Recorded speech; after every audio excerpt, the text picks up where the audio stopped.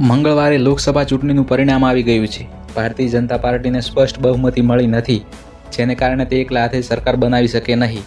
NDA અંતર્ગત આ વખતે ખીચડી સરકાર બનશે. સરકાર બનાવવા માટે બેઠકોનો દોર ચાલી રહ્યો છે. એનડીએના સહયોગી દળોની બેઠક થઈ. આ બેઠકમાં સંસદીય દળના નેતાની પસંદગી કરવામાં આવી અને સર્વાનુમતે નરેન્દ્ર મોદીને સંસદીય દળના નેતા તરીકે પસંદ કરવામાં આવ્યા છે.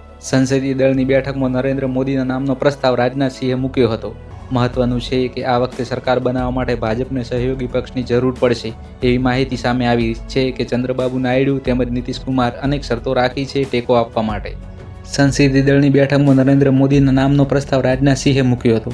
મહત્વનું છે કે આ વખતે સરકાર બનાવવા માટે ભાજપને સહયોગી પક્ષની જરૂર પડશે. એવી માહિતી સામે આવી છે કે ચંદ્રબાબુ નાયડુ તેમજ નીતિશ કુમારે અનેક શરતો રાખી છે ટેકો આપવા માટે.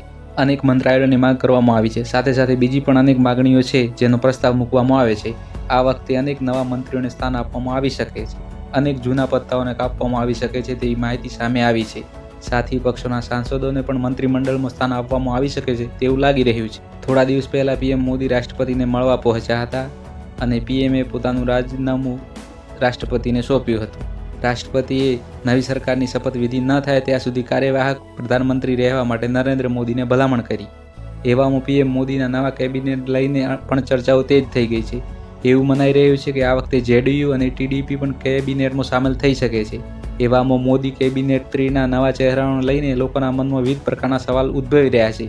એમાં ગુજરાતમાંથી કોને ચાન્સ મળશે એ પણ મહત્વના સવાલો છે. સવાલો તો એ પણ છે કે મંત્રીમંડળમાંથી કોનું પત્તું કપાશે, કયા કયા નવા ચહેરાઓને મોદી ફરીથી પોતાના કેબિનેટમાં સ્થાન આપશે. ઘણા મંત્રીઓને આ વખતે ટિકિટ આપવામાં આવી નથી, તેમની ઉંમર નડી છે. ઘણા ચહેરાઓને પ્રદર્શનના આધારે આ વખતે મંત્રીમંડળમાં સામેલ ન કરવાની વાત કહેવામાં આવી રહી છે. ઓછામાં ઓછા મોદી સરકારના 10 એવા મોટા ચહેરાઓ છે જેમને મોદી 3માં મંત્રી બનવાનું સપનું લગભગ ખતમ થઈ ગયું છે. આ ઉપરાંત મહારાષ્ટ્ર અને મોદી સરકારના બીજા કાર્યકાળમાં કેબિનેટ મંત્રી નારાયણ રાણે ગુરુગ્રામથી લોકસભાની ચૂંટણી લડી રહેલા રાવ ઇન્દ્રજીત સિંહનું પણ પત્તું કાપવાની ચર્ચા છે. ગુજરાતની વાત કરીએ તો 6 મંત્રીઓ, આમ તો 8 મંત્રીઓ ગુજરાતી છે, જેમાં ડોક્ટર મહેન્દ્ર મુજપુરા, દર્શના જરદોશ, દેવસિંહ ચૌહાણ, પરસોત્તમ રૂપાલા, મનસુખ માંડવિયા અને અમિત શાહ. નરેન્દ્ર મોદીને આપણે આપણા પોતાના જ માનીએ છીએ, એ આપણા. અને એસ જયશંકર ગુજરાતથી રાજ્યસભામાં છે. આમ કુલ 8 મંત્રીઓ આપણા ગુજરાતી છે. ઓફિશિયલ 6 મંત્રીઓ તો પ્યોર ગુજરાતી છે. આ વખતે જે પરિણામો આવ્યા છે એમાંથી વધુમાં વધુ 3-4 લોકો મંત્રીમંડળમાં હોઈ શકે.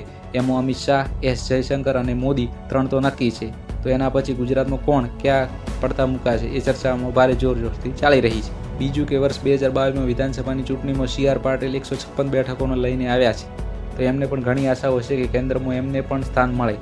એટલે કાં તો મંત્રીપદ મળે કાં તો કેન્દ્રીય સંગઠનમાં કંઈક મળે. પણ હાલ દેશમાં સ્થિતિ એવી છે કે ભાજપે પહેલાં પોતાનું વર્ચસ્વ સાચવવાનું છે. અને જ્યાં સુધી ગુજરાતના મંત્રીમંડળની વાત છે તો જ્યાં સુધી મોદી સરકાર શપથ ગ્રહણ ન કરે ત્યાં સુધી તો ગુજરાતમાં મંત્રીમંડળમાં કે સરકારમાં કશું બદલાવી શકે તેવો નથી. બીજી વાત કે અત્યારે લોકસભાની ચૂંટણીમાં ગુજરાતમાં પણ જે પરિણામો આવ્યા તેમાં દરેક ભાજપનું ક્લીન સ્વીપ કરવાનું સપનું રોળાઈ ગયું. એટલે હવે જીતનું શ્રેય કોઈને આપે કે ના આપે, પણ હાલનું ઠીકરું ફોડવા માટે દરેક વ્યક્તિ એક માથું ગોતવા લાગ્યું છે. એ બધાની વચ્ચે ચર્ચાઓ એ પણ છે કે કોણ રહેશે અને કોણ કપાશે, કોણ બનશે મંત્રી અને કોને મળશે કેન્દ્રમાં સ્થાન. સુરતના કેન્દ્રીય રાજ્યમંત્રી દર્શના જરદોશ અને ડોક્ટર મહેન્દ્ર મુજપુરા તો પહેલા જ રેસમાંથી બહાર થઈ ગયા છે, કેમ કે આ વખતે બંને ચૂંટણી લડ્યા જ નથી. પણ જે જૂના યંગ સાંસદો છે એમને તો આશા હશે કે આ વખતે મંત્રીપદ મળશે. જેમ કે કચ્છમાં વિનોદ ચાવડા છે તો એમને પણ આશા હોય કે ચાન્સ લાગી શકે છે. જોકે નવાઓને તો ચાન્સ લાગવાનો નથી, પણ કેટલા મંત્રી બનશે એની ચર્ચા ફરી શરૂ થઈ ચૂકી છે. બીજું કે રાજકોટમાં પરસોત્તમ રૂપાલાનો ભારે વિરોધ થયો છતાં બદલ્યા નથી તો એમને મંત્રીમંડળમાં સ્થાન મળી શકે છે. તો બીજી તરફ કેન્દ્રીય મંત્રી રામદાસ અઠવાલને લઈને ભાજપની અંદર ચર્ચાઓ ગરમ છે. કદાચ આ વખતે તેનું પણ પત્તું કપાઈ જશે. અઠવાલેની ઉંમર તેમાં અવરોધ બની રહી છે. આ મોદી સરકારના બીજા કાર્યકાળમાં મીનાક્ષી લેખી દિલ્હીની એકમાત્ર સાંસદ હતા જેમને કેબિનેટમાં સ્થાન મળ્યું હતું. આ વખતે લેખીની ટિકિટ કપાઈ ગઈ હતી. એવામાં મીનાક્ષી લેખીનું પણ મંત્રી બનવાનું સપનું તૂટી ગયું છે. આ તરફ મોદી સરકારના બીજા કાર્યકાળમાં મંત્રી રહેલા દિબ્રુગઢના સાંસદ રામેશ્વર તેલી અને અલીપુરદ્વારથી સાંસદ જોન બારલાની પણ ટિકિટ કાપવાની મંત્રી બનવાની સંભાવના ખતમ થઈ ગઈ છે. ખાસ કરીને યુપી, મધ્યપ્રદેશ, મહારાષ્ટ્ર, રાજસ્થાન અને પશ્ચિમ બંગાળના કેટલાક મોટા શહેરોના નામ કાપીને આ વખતે નવા લોકોને મંત્રી બનાવવામાં આવી શકે છે. તો બીજી તરફ અમિત શાહ, જયશંકર, અશ્વિની વૈષ્ણવ, પિયુષ ગોયલ, મનસુખ માંડવિયા, સર્વાનંદ સોનોવાલ અને જ્યોતિરાદિત્ય સિંધિયા જેવા મોટા ચહેરાનું મંત્રી બનવાનું લગભગ ફાઇનલ ગણવામાં આવે છે.